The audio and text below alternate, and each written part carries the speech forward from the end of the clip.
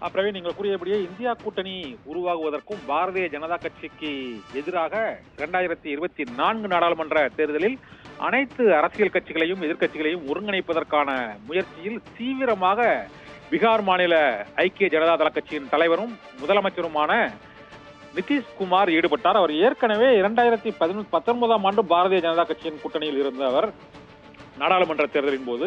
அதன் பின்னர் 2020ஆம் ஆண்டு அந்த சட்டமன்ற தேர்தலின் போதும் பாரதிய ஜனதா கட்சி கூட்டணியில் இருந்து கடைசி நேரத்தில் அவர் லல்லு பிரசாத் தலைமையிலான அந்த தேஜஸ்வி யாதவ் கட்சியான ராஷ்டிரிய ஜனதா தளம் கட்சியுடன் கூட்டணி சேர்ந்து அங்கு ஆட்சி பொறுப்பில் ஆட்சியை அமைத்தார்.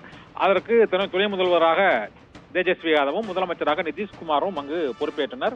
பீகார் மாநில சட்டப்பேரவையை பொறுத்தவரை 243 உறுப்பினர்களை கொண்ட அந்த சட்டப்பேரவையில் 45 சட்டப்பேரவை எம்எல்ஏக்களே ஐக்கிய ஜனதா தள கட்சிக்கு உள்ளனர்.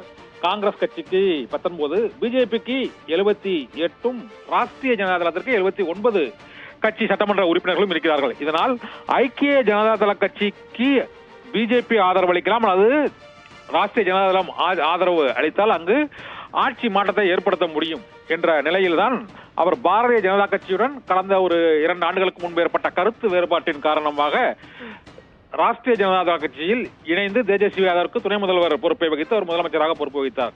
இப்போது திடீர் திருப்பமாக அங்கு ஐக்கிய ஜனதா தள கட்சியின் தலைவராகவும் முதலமைச்சராக இருக்கும் நிதிஷ்குமார் இப்போது அந்த கூட்டணியில் இருந்து பிரிந்து பாரதிய ஜனதா கட்சியில் கூட்டணியில் இணைய போவதாகவும் பிப்ரவரி 4ஆம் தேதி பிரதமர் நரேந்திர மோடி பீகார் மாநிலத்துக்கு வரும்போது அவரோடு சேர்ந்து கூட்டணி தொடர்பான அறிவிப்பை வெளியிடப் போவதாகவும் தகவல்கள் வெளியாகி இருக்கின்றன. நேற்று கூட அவர் ஆளுநரை சந்தித்து ஆட்சி மாற்றத்திற்கான கடிதத்தை வழங்க இருப்பதாகவும் தெரிவிக்கப்பட்டது. இந்த சூழ்நிலையில் தான் 10 ஐக்கிய ஜனதா தள கட்சியின் எம்எல்ஏக்கள் இப்போது ஆர்ஜேடியில் இணைய இருப்பதாக தகவல்கள் வெளியாகி இருக்கின்றன. இதனால் ஐக்கிய ஜனதா தள கட்சியின் கட்சி 2ஆக உடைவதற்கான சூழ்நிலை ஏற்பட்டிருக்கிறது. அந்த கட்சிக்கு 45 சட்டமன்ற உறுப்பினர்கள் இருக்கக்கூடிய சூழ்நிலையில் 10 எம்எல்ஏக்கள் இங்கு ஆர்ஜேடியுடன் இணைந்தால் அவர்களால் ஆட்சி அமைக்க முடியுமா என்ற ஒரு சந்தேகம் ஏற்பட்டிருக்கிறது. என்றால் 122 சட்டமன்ற உறுப்பினர்களின் ஆதரவு இருந்தால்தான் அறுதி பெரும்பான்மையுடன் பீகாரில் ஆட்சியை தொடர முடியும். ஆனால் நிதிஷ்குமாரின் இந்த போக்கு தேசிய அளவில்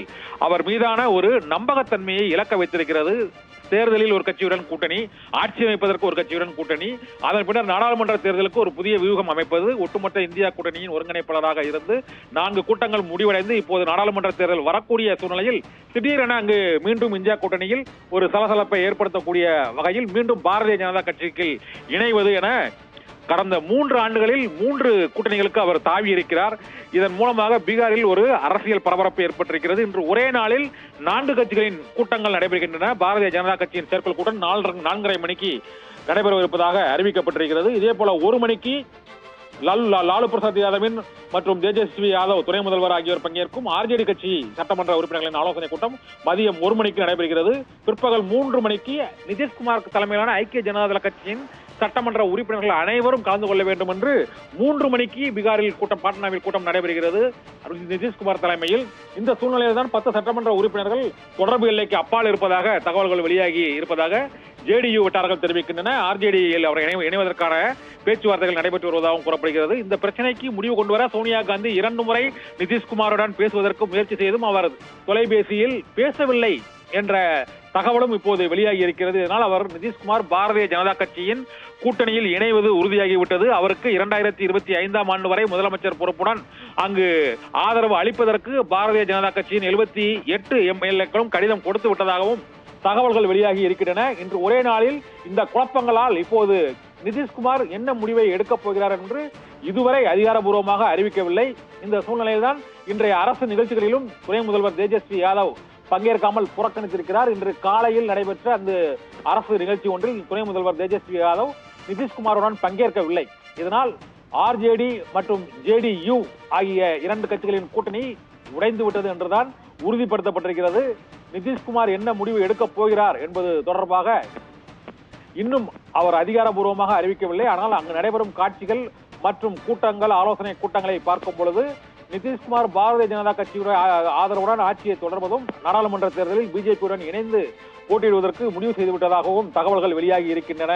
இந்தியா கூட்டணியில் உருவாக்குவதில் முக்கிய தலைவராக திகழ்ந்த நிதிஷ்குமாரே அந்த கூட்டணியில் இருந்து பாரதிய ஜனதா கட்சிக்கு மாறுவது இப்போது அவர் மீதான நம்பகத்தன்மையை சீர்குலைத்திருப்பது மட்டுமல்ல, தேசிய அரசியலிலும் ஒரு புதிய குழப்பத்தை ஏற்படுத்தி இருக்கிறது பிரவீன்.